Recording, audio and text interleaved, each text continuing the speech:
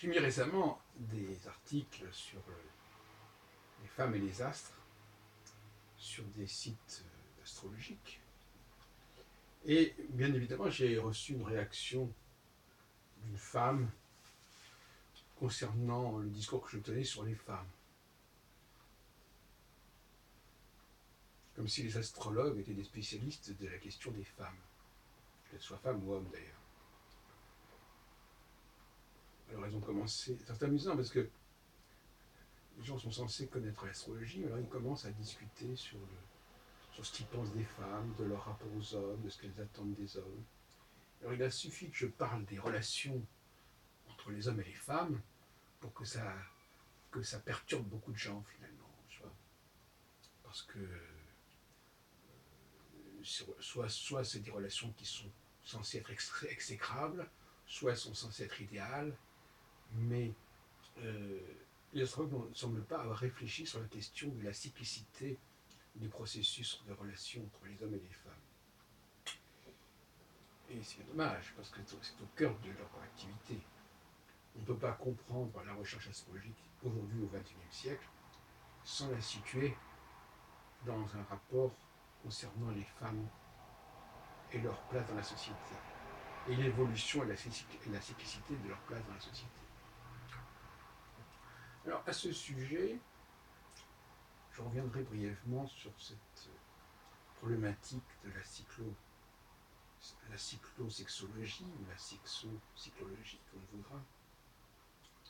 Et je dirais que le temps conjonctionnel, sur le temps où le triangle où Saturne forme un rapport intéressant avec les deux étoiles fixes royales qui sont avant lui, on pourrait parler d'un encadrement, pour parler comme Volgin, un encadrement des étoiles fixes royales autour de Saturne. Eh bien,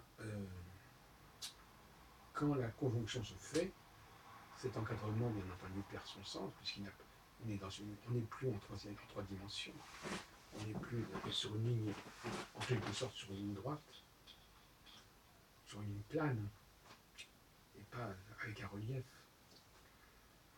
Eh bien, à ce moment-là, on peut parler d'un dysfonctionnement des femmes. Oui.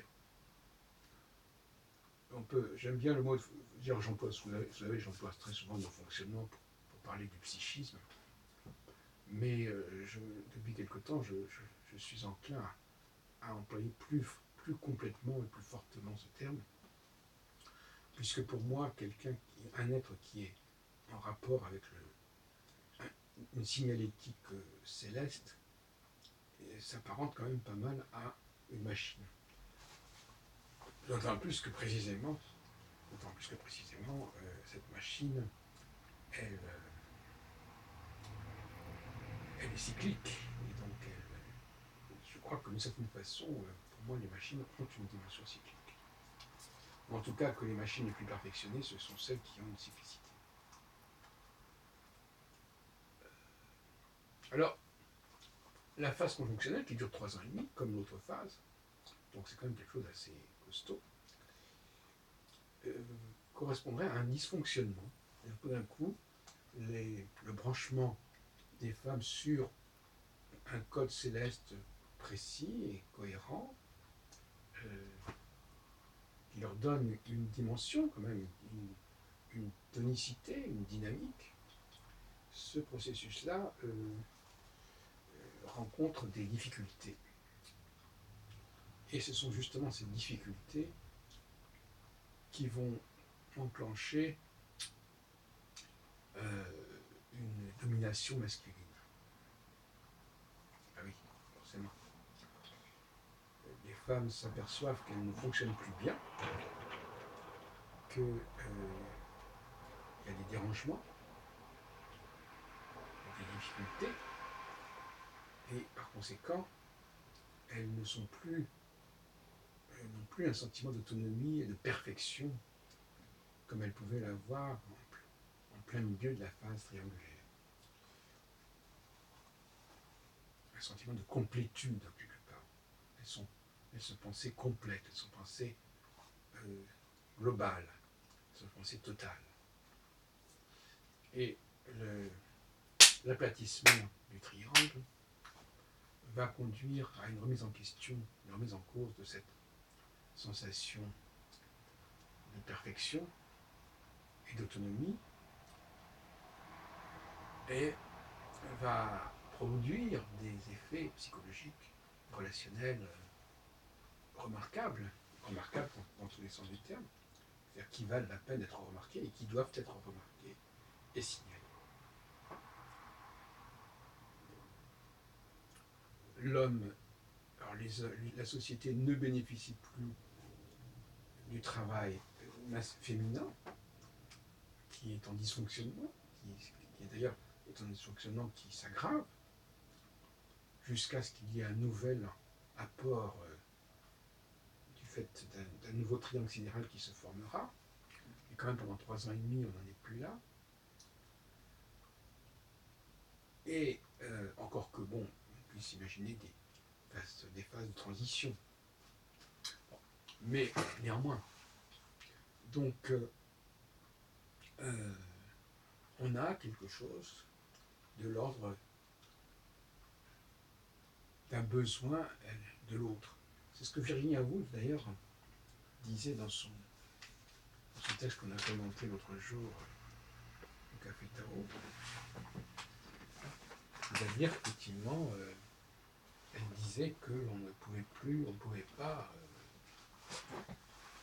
être complet à soi tout seul. C'est comme ça que ça a été traduit en français. Et il est c'est une confession, c'est un aveu quelque part. Ça signifie en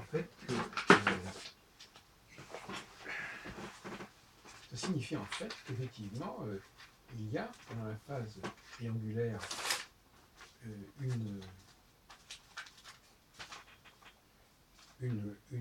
un sentiment de complétude, un sentiment de perfection, et que lorsque la conjonction se produit, cette sensation de perfection est hypothéquée et minée. Ça ne fonctionne plus.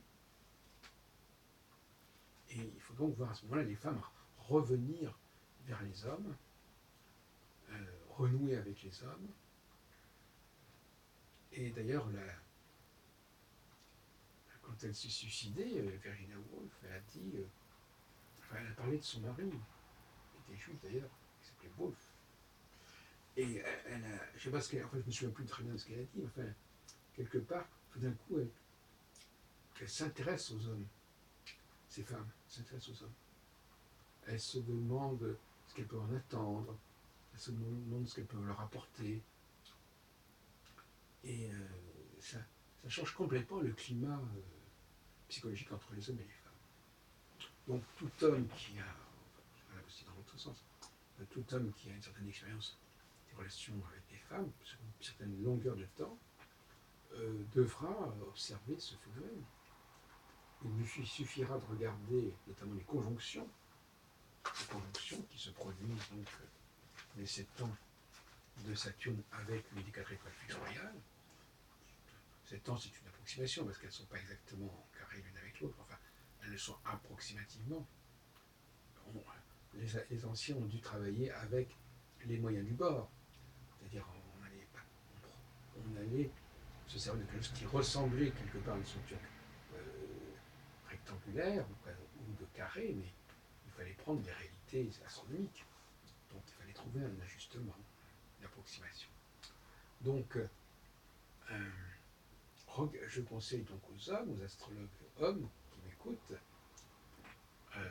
de regarder à quel moment, donc, et ça n'a rien à voir avec le thème natal, non, parce que c'est tellement ancré dans leur tête que je leur dis, c'est pas le thème natal. Il faut regarder simplement à quel moment dans votre vie Saturne a été conjoint avec une des 4 étoiles fixes royales, parce que c'est pas un secret, puisque ça a eu lieu en 86, ça a eu lieu en 93, ça a eu lieu en 2000, ça a eu lieu en 2007, et ça a eu lieu en 2015. Donc, voilà.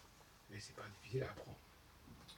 Et bien dans tous ces cas-là, et bien entendu on peut monter indéfiniment dans le temps, il y a eu des rapprochements, des des femmes qui ont voulu, qui ont souhaité s'unir avec des hommes, se rapprocher d'eux, ou revenir vers eux, renouer avec eux.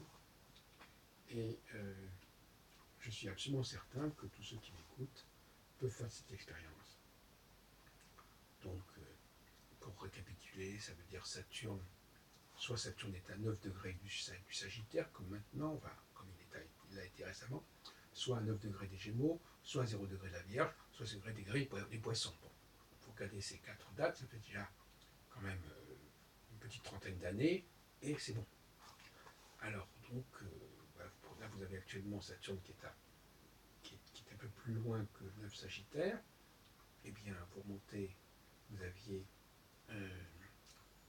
aviez Régulus qui est à 0 degré du Lion, de la Vierge, pardon. Et puis, si vous montez encore 7 ans, vous avez Aldébaran qui est à 9 degrés des Gémeaux. Et puis, si vous montez encore 7 ans, vous avez Fomalo qui est à 0 degré des Poissons. Voilà. Donc, vous pouvez déjà baliser depuis maintenant jusqu'à 28 ans en arrière, c'est déjà pas mal, et puis vous pouvez continuer si ça vous amuse. Et donc même ceux qui n'ont pas l'habitude des éphémérides, eh bien, ils peuvent s'en sortir assez facilement, puisque je vous ai donné les dates. 2015, retour, donc 7 ans plus tôt à peu près, ça donne 2007-2008, un peu plus tôt ça donne 2001, 2000, un peu plus tôt ça donne 93, et un peu plus tôt ça donne 86. Voilà, c'est pas compliqué. Voilà, bon courage et bon travail.